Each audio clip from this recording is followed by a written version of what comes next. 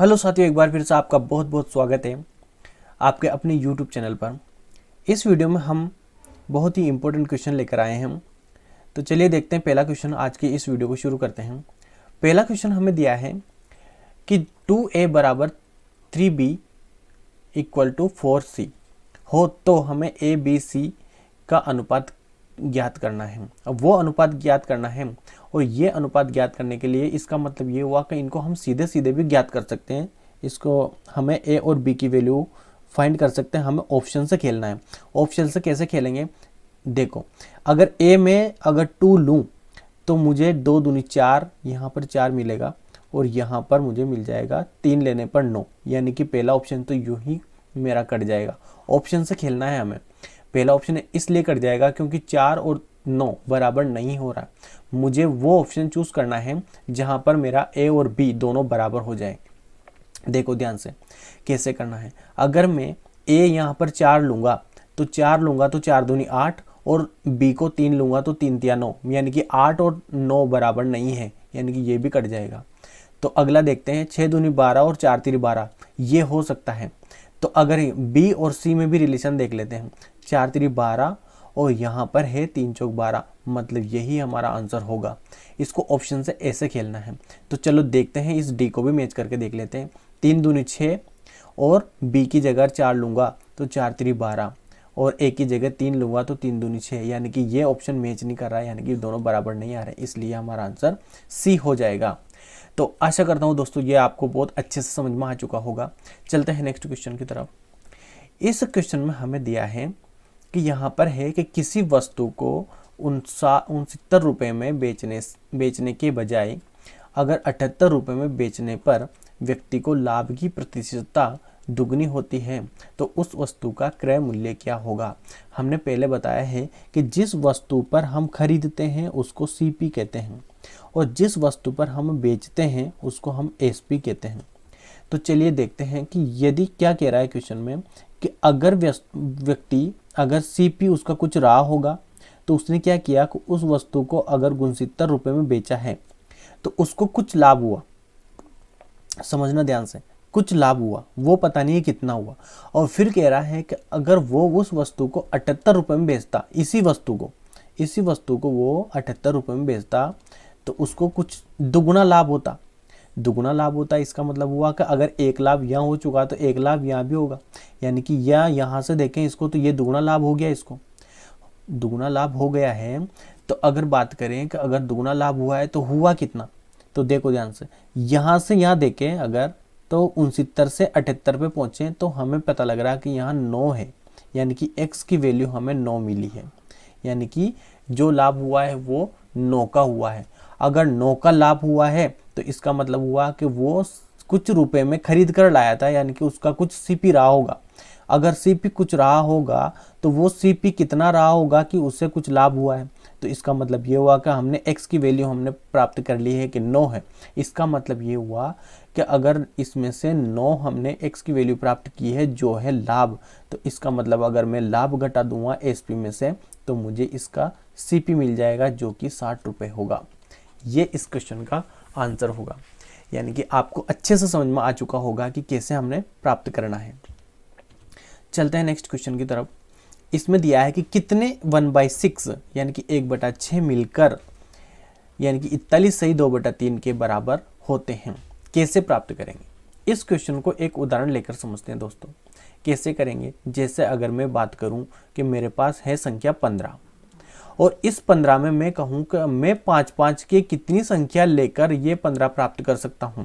इसका मतलब ये हुआ कि अगर मैं x प्राप्त करना चाहता हूं तो मुझे क्या करना होगा कि 15 में मुझे 5 का भाग देना होगा। अगर मैं 5 का भाग दूंगा तो 5 एकम 5, 5 तिरी 15। इसका मतलब ये हुआ कि इस x को मैंने कैसे प्राप्त किया, 15 में 5 का भाग देकर मुझे प्राप्त हुआ कि मैं 3 टुकड़े लूंगा 5 के, 3 संख्या लूंगा 5 की तो मुझे 15 मिल जाएगा। उसी प्रकार से ये क्वेश्चन कह रहा है कि अगर मेरे पास ये संख्या है 41 सही 2/3 तो ऐसे 1/6 के कितने टुकड़े मुझे लेना चाहिए, यानी कि ऐसे कितनी संख्याएं लेनी चाहिए। तो कैसे करेंगे, सबसे पहले तो इसको हम मिश्रित भिन्न है तो इसको अनुचित भिन्न में बदल लेते हैं, यानी कि साधारण भिन्न में बदल लेते हैं इसको। तो क्या करेंगे, 3 41 तिया 3 एकम 3, 4 तिरी 12, 143 4 3 12, 123, 123 और 2 ऊपर वाले को जोड़ते हैं, इन दोनों को आपस में गुणा करेंगे, यानी कि 3 एकम 3 और 3 एकम 3 और 4 3 12, इसमें ऊपर वाले को जोड़ते हैं, ऊपर वाले को जोड़ेंगे तो यानी कि हमारे पास हो जाएगा 125। इस 125 बटे 3 नीचे जो है वो, इसमें हमें इसका भाग देना है, इसका भाग देना है, इसका भाग देना है। देखो ध्यान से 1/6 करेंगे तो हमें आगे क्या करना है कि 125 तो हमारे पास आ चुका है, 125 बटे 3। इस भाग को सोल्व करने की हमारे पास ट्रिक क्या होती है कि इसको हम गुणा में बदल देते हैं और ऊपर वाले को, आगे जो संख्या है उसको पलट देते हैं, यानी कि उल्टा कर देते हैं। अब कट रहा आसानी से, 3 एकम 3, 3 दूनी 6 और 125 से 2 से गुणा करेंगे तो हमारे पास निकल कर आएगा 250, यानी कि हमें 250 संख्याएं ऐसी लेनी पड़ेगी। ये क्वेश्चन आपको अच्छे से समझ में आ चुका होगा। चलते हैं नेक्स्ट क्वेश्चन की तरफ। इसमें हमें दिया है 8 संख्याएं, 8 क्रमिक संख्याओं का औसत हमारे पास है 6.5 और उनमें से सबसे छोटी तथा सबसे बड़ी संख्या का औसत क्या होगा। देखते ही आंसर टिक कर सकते हैं, इसका भी आंसर 6.5 होगा। कैसा होगा ध्यान से देखते हैं। अगर मैं कहूँ 8 संख्याएं हैं, अब 8 संख्याएं यानी कि यहाँ पहली, दूसरी, यहाँ पहली है, यहाँ दूसरी है, यहाँ तीसरी, चौथी, पांचवी, छठी, सातवीं और आठवीं, ऐसे कर सकते हैं इसको। ये 2 है, 3 4 5 6 7 8। अगर इन दोनों का औसत निकाल के देखें, यानी कि 3 इधर छूट चुकी है, 3 इधर छूट चुकी है, इन दोनों का अगर औसत निकालें तो 9/2 करेंगे तो 4.5 मिल रहा है। तो ये 4.5 जिस प्रकार से मिल रहा है, जिस प्रकार से 4.5 मिल रहा है हमें इन दोनों का औसत, अगर मैं फर्स्ट और लास्ट, सबसे बड़ी और सबसे छोटी संख्याओं को अगर जोड़ूं तो भी मुझे क्या मिलेगा, 1 + 8 करेंगे तो 9 और इन दोनों का औसत मुझे निकालना है, यानी कि 2 का भाग दूंगा तो फिर से मुझे 4.5 मिल जाएगा। ये कॉन्सेप्ट हमारे दिमाग के अंदर फिट होना चाहिए, तभी जाके हम ऐसे क्वेश्चन का देखते ही आंसर दे सकते हैं। चलते हैं नेक्स्ट क्वेश्चन की तरफ। इस क्वेश्चन में हमें दिया है कि किसी संख्या को 387 से भाग देने पर शेषफल 48 प्राप्त होता है। यदि उसी संख्या को 43 से भाग दिया जाए तो शेषफल प्राप्त होगा, वह क्या होगा। अब देखो ध्यान से, क्या कह रहा है कि 387 का हमें भाग देना है कोई संख्या में। अब वो संख्या क्या होगी पता नहीं, यहाँ पे कोई संख्या होगी इतनी बड़ी, कोई सी संख्या होगी, उसमें हमने भाग दिया है 387 का, तो हमें भागफल शेषफल मिला है, नीचे शेषफल आता है तो शेषफल मिला है मुझे 48, ये शेषफल मिला है। अब शेषफल 48 मिल चुका है। अब फिर कह रहा है कि अगर इस संख्या में 43 का भाग देंगे तो शेषफल कितना बचेगा। अब ये हमें पता नहीं है, तो अब इसको निकालने के लिए क्या करेंगे कि यहाँ पे भागफल होना चाहिए, कुछ तो भागफल होना चाहिए।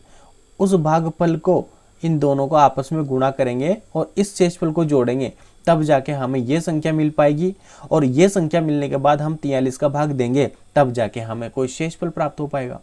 लेकिन इतना टाइम हमारे पास एग्जाम में होता नहीं है, तो इसका शॉर्टकट तरीका क्या है ध्यान से देखो। शॉर्टकट तरीका इसका एक ही है कि यदि अगर हमारा जो शेषफल है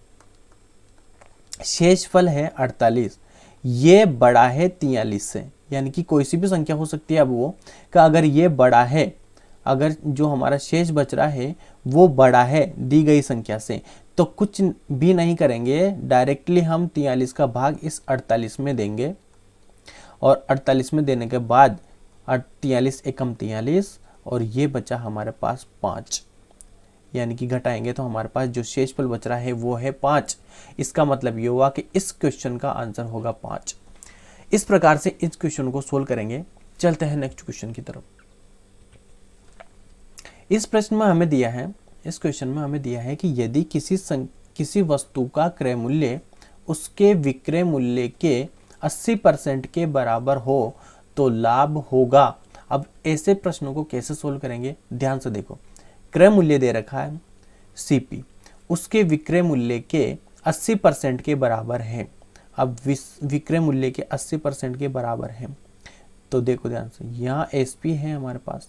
अब अगर विक्रय मूल्य हमारा 100 है तो इसका 80% 80 होगा, यही बात है। अगर 80 होगा तो यूं कह सकते हैं हम डायरेक्ट कि हमें CP हमारा 80 है और विक्रय मूल्य हमारा 100 है। इसका मतलब ये हुआ कि हमें सीधा सीधा दिखाई दे रहा है कि लाभ हो रहा है, क्योंकि जो वस्तु हम कम में खरीद कर लाते हैं ज़्यादा में बेचते हैं, इसका मतलब हमें लाभ हुआ है। अब लाभ हुआ है तो कितना हुआ है, विक्रय मूल्य में से अगर हम क्रय मूल्य घटा देंगे तो यहाँ से हमें लाभ पता लग जाएगा कि यहाँ पर हमें सीधा सीधा दिखाई दे रहा है कि 20 रुपये का लाभ हुआ है। यानी कि 20 रुपये का लाभ हुआ है, 80 पर हुआ है, इंटू 100 करेंगे, यानी कि 20 चौक 80 और 4 से इसको काटेंगे तो ये निकल का आया हमारा 25। यानी कि इस क्वेश्चन का आंसर होगा हमारा 25% का उसको लाभ होगा। तो आपको ये वीडियो बहुत अच्छा लगा होगा। मिलते हैं नेक्स्ट वीडियो में, तब तक के लिए बहुत बहुत धन्यवाद।